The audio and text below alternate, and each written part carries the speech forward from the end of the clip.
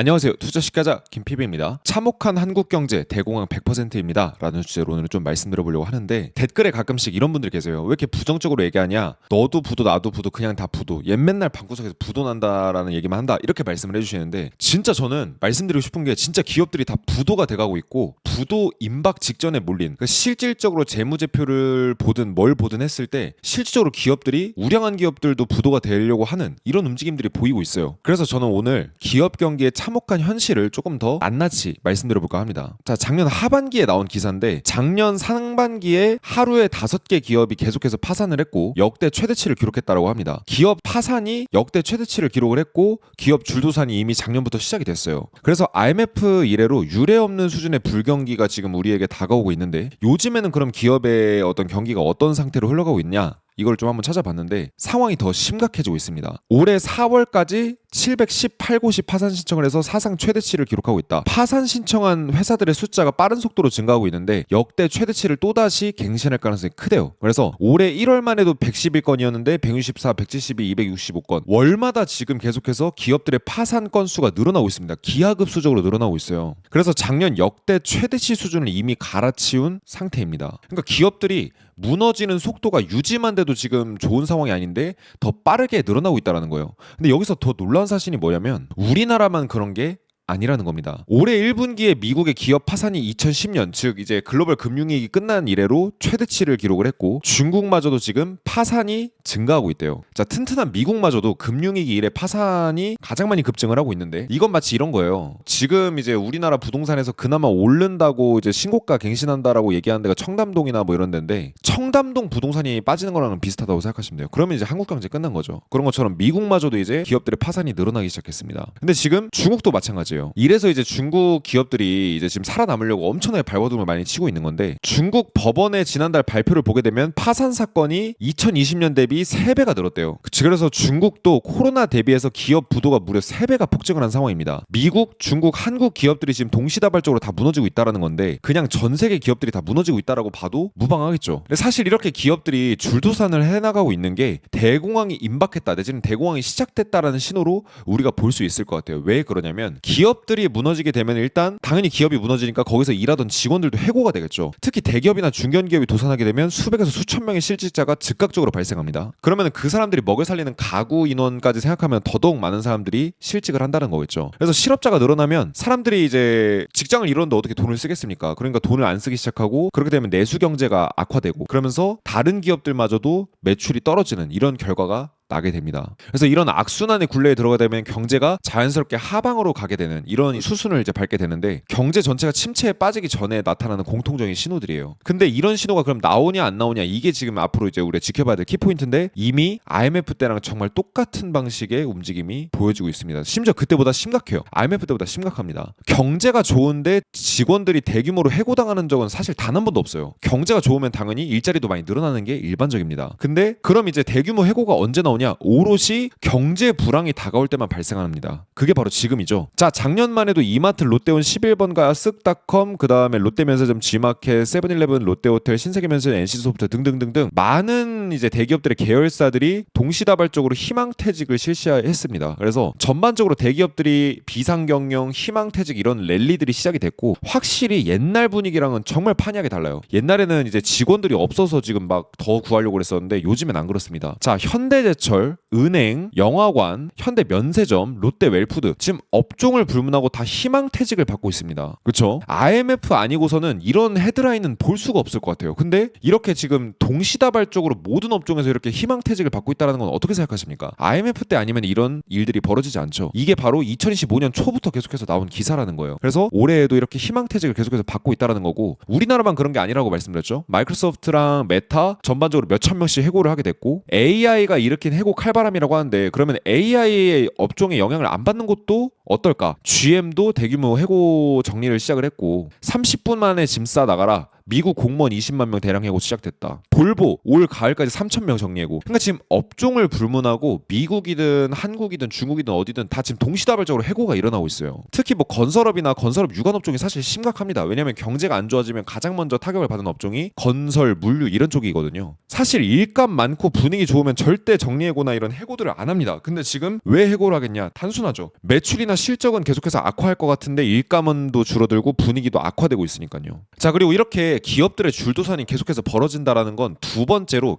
금융기관들의 연쇄 부실도 유발할 수 있는 강력한 위험이 됩니다. 자, 예를 들어서 부도가 난 기업이 당연히 이제 기업들은 여러분들 사업을 할 때 빚을 내서 사업을 하잖아요. 뭐 공장을 차린다고 해도 빚 내서 하는 경우가 많고 자기 돈을 가지고서 빚 하나도 없이 사업하는 회사는 여러분들이 이제 상장사들 재무제표 찾아보시면 아시겠지만 그런 회사는 없어요. 다 빚 내서 사업을 한단 말이에요. 웬만큼은. 그래서 빚을 내서 사업을 하다가 이 회사가 망해버리면 어때요? 대출금을 못 갚겠죠. 대출금을 못 갚으면 어떻게 돼요? 은행도 부실 채권이 증가하게 됩니다. 받을 돈을 못 받게 돼요. 근데 중소기업 대출을 많이 해주는 데가 뭐 새마을금고나 아니면 저축은행, 지방은행 이런 데인데 이런 데가 타격이 많이 가게 돼 있다는 겁니다. 그럼 이런 데가 부도가 날 수 있는 리스크가 높아지겠죠. 그래서 회사가 망하면 돈 빌려준 금융기관도 같이 부실해지는 건데 이미 지금 이런 현상이 나오고 있어요. 자, 이걸 기억하세요. 중소기업 대출 비중이 높은 저축은행이나 지방은행부터 타격이 갈 가능성이 높다. 이렇게 얘기를 하는데 실제로 그런 일이 벌어지고 있습니다. 우리나라 경제에. 지방은행에 돈 맡겨도 될까? 연체율 1% 넘었다라고 하는데 지금 연체율이 지금 꾸준히 상승하고 있습니다. 지방은행 연체율이. 근데 4대 시중은행 대비했을 때 지방은행 연체율이 2.5배 수준이에요. 그러니까 연체율이 확실히 훨씬 높습니다. 그래서 경제 위기의 패턴을 그대로 따라가고 있다는 걸 봤을 때 우리나라에 제2의 IMF가 안 온다? 이런 주장은 사실은 좀 납득하기 어려워요. 외환 위기가 온다는 게 아니라 IMF 때처럼 어려운 위기가 온다라는 주장을 이제 많은 전문가들이 하고 있거든요. 저도 그 부분에 동조를 하고 있습니다. 넷 중 하나가 좀비 기업, 신속한 기업 구조 조정으로 산업 살려야 된다. 이런 이제 칼럼도 있는데 3년 동안 영업이익으로 이자조차도 못 갚는 좀비 기업들이 2배 이상 늘어났다. 지난해에는 영업이익으로 이자도 못 내는 기업이 대기업들이 4곳 중에 한 곳이었다. 즉 대기업의 25%가 영업이익으로 이자도 못 내요. 사업을 해가지고 정상적으로 벌어들인 돈 중에 차 떼고 포 떼고 이제 남은 이 영업이익 중에 그 영업이익을 가지고 이자도 못 내는 상황이 된 거예요. 굉장히 심각한 상황이죠. 그리고 좀비 기업도 2배 이상 증가했고 이 대기업들 분위기도 이런데 중소기업들은 어떻겠습니까? 그야말로 최악의 여건이겠죠. 지금 안 망하면 다행인 거예요. 자, 마지막 세 번째로 가장 여러분들이 싫어하실 소식인데 이렇게 기업들이 줄도산하게 되면 부동산이랑 자산시장에 즉각적인 충격이 오게 됩니다. 지금 이것도 실제로 벌어지고 있는 일들인데 우리나라 코스피 주가지수 보세요. 나스닥은 사상 최고치 돌파했죠. 근데 한국 코스피는 어떻습니까? 고점 돌파 못하고 있죠. 최근에 많이 좀 올라서 좋다 하시는 분들 계시는데 코스닥하고 코스피 지난 몇 년 동안의 차트를 보세요. 전고점에서 한참 아직도 멀었습니다. 왜냐? 기업들이 지금 계속해서 무너져가고 있는데 코스피랑 코스닥이 회복될 리가 없죠. 기업들이 특히 파산을 하게 되면 사옥이나 공장, 물류센터, 유휴토지, 뭐 기숙사로 쓰던 이제 아파트 이런 모든 것들이 부동산 자산들이 경매나 공매 뭐 이런 다양한 것들로 나오게 돼요. 아니면은 파산하기 직전에 부동산 자산을 매각하려고 시도를 하겠죠. 그럼 매물들이 많이 나오니까 현금화를 하려는 시도 때문에 매물들이 많이 나오게 되면 어떨까요? 당연히 공급 물량이 많아지니까 부동산 가격이나 자산 가격이 떨어질 수가 있겠죠. 특히 대기업이나 중견기업 같은 경우에는 규모가 큰 부동산을 한꺼번에 매물로 내놓은 상황이 발생할 수도 있어요. 지금 실제로 이런 일들이 우리나라 대기업, 중견기업, 중소기업 할 거 없이 너나 할 거 없이 다 발생하고 있습니다. 그러니까 부동산 매물들이 많이 나오니까 어떻게 돼요? 가격이 점점 갈수록 올라지기 힘든 이런 상황이죠. 자산 가치가 하락한다라고 하는 거는 금융기관들이 기업들한테 돈을 빌려줄 때 담보를 받고 대출을 빌려주는 경우도 있잖아요. 뭐 공장이나 아니면은 뭐 기업들의 설비나 뭐 다양한 것들을 이제 담보로 받고 돈을 빌려주잖아요. 근데 그 담보 가치도 하락하겠죠. 왜냐? 기업들이 무너지고 막 동시다발적으로 무너지기 시작하면 자산 가격도 떨어져요. 그러면은 이 회사들이 갖고 있었던 주식들의 지분 가치뿐만 아니라 부동산 가치 이런 것들 다 떨어집니다. 그럼 떨어지면 어떻게 돼요? 금융기관들이 이걸 담보로 돈을 빌려줬었는데 이 담보 가치가 떨어지니까 이 역시도 금융기관에는 피해가 됩니다. 이것 또한 이미 다 벌어지고 있는 일이죠. 그렇죠. 이제 올해 들어서 법원의 경매 물건을 보게 되면 채무자가 늘면서 금융위기 후에 역대 최고를 기록하고 있다고 하는데 일단 경매로 물건이 나온다라는 건 갚아야 될 돈을 못 갚기 때문에 경매 물건으로 나오는 거예요. 근데 지금 경매 물건들이 지금 금융위기 후에 역대 최고라는 건 금융위기 이래 가장 사람들이 먹고 살기 힘든 여건이 되어버렸다는 겁니다. 사장님이 살던 집, 사장님이 운영하던 상가, 사장님이 이제 운영하시던 공장 이런 것들이 다 매물로 나오는 거예요. 쏟아지고 있는 거예요. 금융위기 때는 지금 제가 봤을 때 올해랑 내년이면은 이거 넘어설 것 같아요. 경매 물건의 개수가. 금융위기 때 당시에는요, 여러분들 우리 IMF는 우리가 경제위기를 체감하신 분들이 상당히 많은데 금융위기는 그래? 2008년 9년에 경제 힘들었어? 이렇게 잘 모르고 넘어가신 분들도 좀 덜어 있거든요. 근데 그런 금융위기도 강남 불패를 무너뜨렸었습니다. 강남 부동산도 크게 빠지게 만들었어요. 막 수십 퍼센트 빠지게 만들었잖아요. 그런 것들을 고려해봤을 때 지금 현재 분위기로 놓고 봐서는 금융위기 이후에 역대 최고의 위기가 우리에게 다가오고 있다라는 거는 부동산도 그만큼 말도 안 될 정도로 빠질 수가 있다라는 가능성을 보여주는 거겠죠. 그러면 이렇게 기업들이 무너지는데 우리나라 한국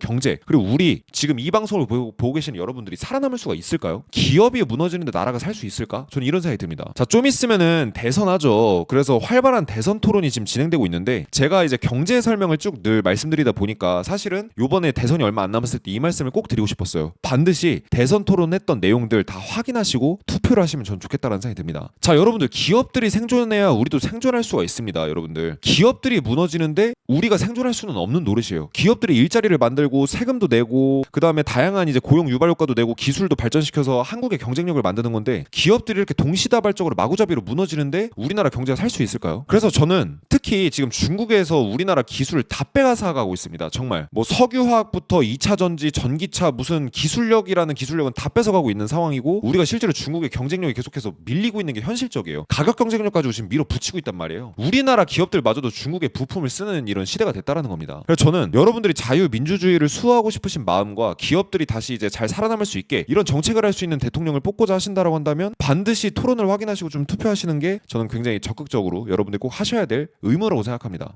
저 같은 경우에는 제가 할 수 있는 일이라고는 경제와 투자 정보, 지식 같은 것들을 전달해 드리는 것뿐입니다. 그래서 요번 주 목요일에는 월가 전설들의 주도주 투자 노하우를 요번에 알려드릴 생각이에요. 자, 이거는 제가 짜집기 해서 만든 강의가 아니라 실제로 월가 전문가들의 주도주 투자의 원칙과 규칙을 찾아낸 이런 강의입니다. 그래서 시장을 무력화시킬 수 있는 주도주 투자법에 대해서 알려드릴 예정이에요. 5월 29일 목요일 오후 9시에 경제왕 김PB 유튜브 라이브 방송에서 이 내용을 진행해 드릴 거고요. 주도주만이 여러분들이 주식 투자했을 때 돈을 벌어줄 수밖에 없는 이유, 상승장이나 하락장 때도 결국은 주도주에 투자해야 되는 이유, 제2의 엔비디아, 제2의 테슬라, 제2의 비트코인을 찾는 방법, 그 다음에 대공황 이후 경제 위기가 끝난 다음에도 주도주를 공략했을 때 여러분들이 계좌를 크게 불리실 수 있는 이유에 대해서 말씀드려보도록 하겠습니다. 1577-0471로 월말 이렇게 문자를 보내시거나 아니면은 일시 맞추셔서 라이브 입장해주시면 이 내용 꼭 여러분들한테 도움되는 내용이니까 여러분들 꼭 참여해주시면 좋겠다 이렇게 말씀드리겠습니다.